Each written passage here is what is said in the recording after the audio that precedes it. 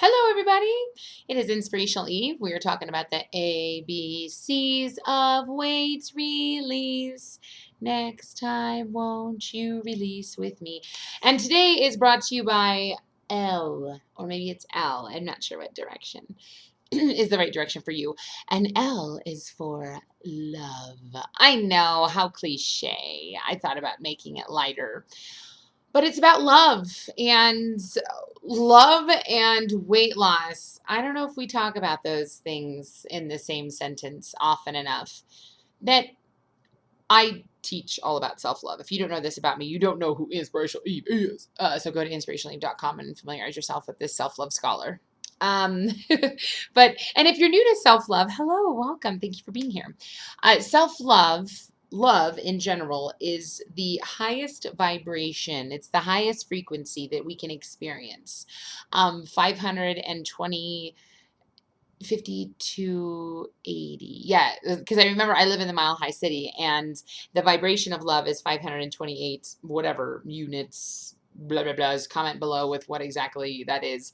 But it's the highest vibration. Like if we look at the different vibrations that feelings and words emit, things like anger, you're probably like, oh, that emits super high.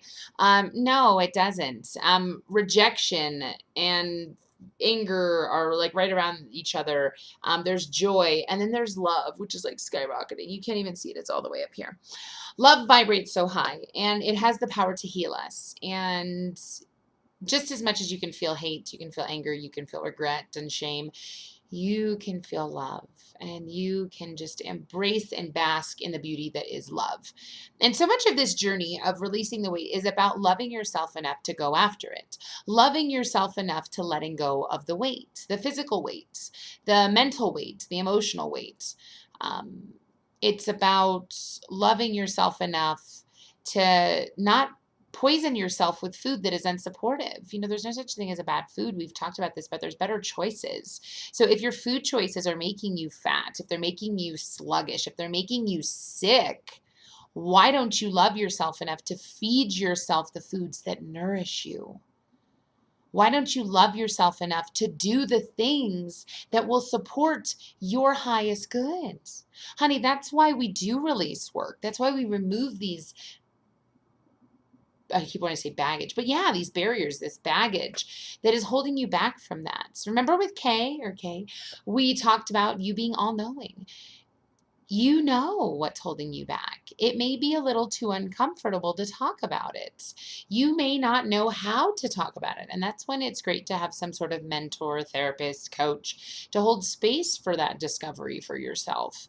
But loving yourself enough to going after what you want and loving yourself where you are. That is such a courageous journey. I've been going through a lot of my old journals because I'm doing a lot of writing and doing a lot of workshops and whatnot. Workshop creation, I should say. They're not on paper yet, or they're on paper, but they're not on the schedule. Um, and it's fascinating to go back and learn how I was so curious about like appreciating and loving myself even when I was morbidly obese, but I didn't know how. And it was interesting to lose, 150 pounds and still not have the love that I want. Like I wasn't getting the love I wanted from others, the love I wanted from my partner, because I wasn't giving myself the love that I wanted. It's such a cliche saying of, how can you love someone else when you don't love yourself? And you're like, well, because I love him and he's great. But how can you know the color purple if you've never, that's a terrible example because that's a movie and a book. How do you know what pink looks like if you've never seen it? You've created this illusion of it in your mind. Like, this is what pink should look like. And you're all now thinking about pink. This is the power of focus.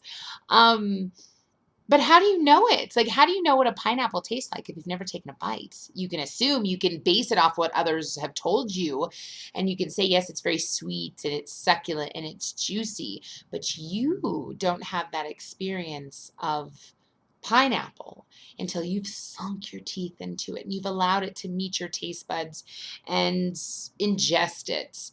And love is no different. We cannot love these precious beings in our life until we sink our teeth and allow our taste buds to meet the love we have for ourselves.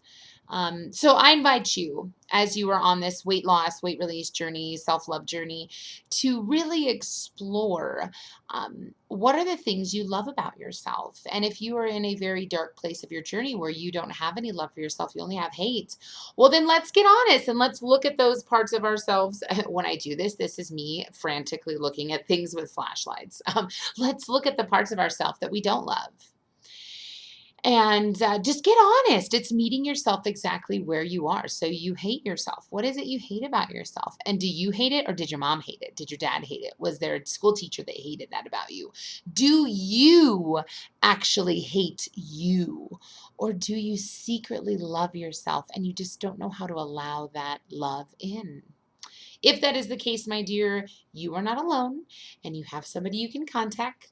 So regardless if you love yourself or not, hit subscribe down at the end. And let's keep this ABC train of weight release going.